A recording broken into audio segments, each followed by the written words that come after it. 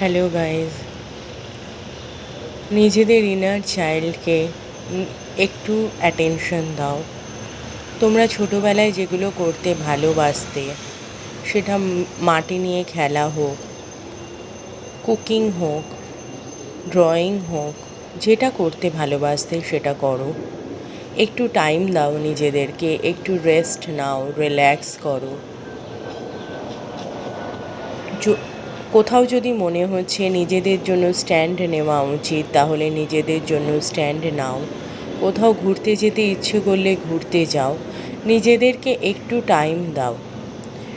সমানে যে goal set করেছো তার পেছনে না দৌড়ে, লাইফে গোল প্রয়োজন, গোল সেট করাও দরকার, বড় বড় গোল সেট করা দরকার, সেগুলো অ্যাচিভ করার দরকার, কিন্তু ক্রমাগতভাবে সেগুলোর পেছনে না দৌড়ে একটা ব্যালেন্স করে নাও, কখন থেকে কখন কাজ করবে।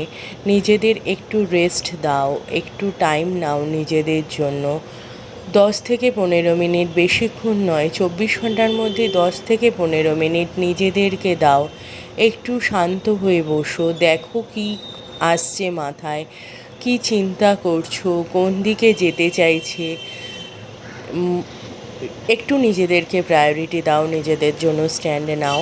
অ্যান্ড এটা তোমার গোলের জন্য হোক, তোমার ফিউচার লাইফের জন্য এটা বেটার অপশান, এটা ভালো ফল দেবে তোমাকে। একটু নিজেদেরকে সময় দাও, একটু নিজেদের জন্য টাইম নাও।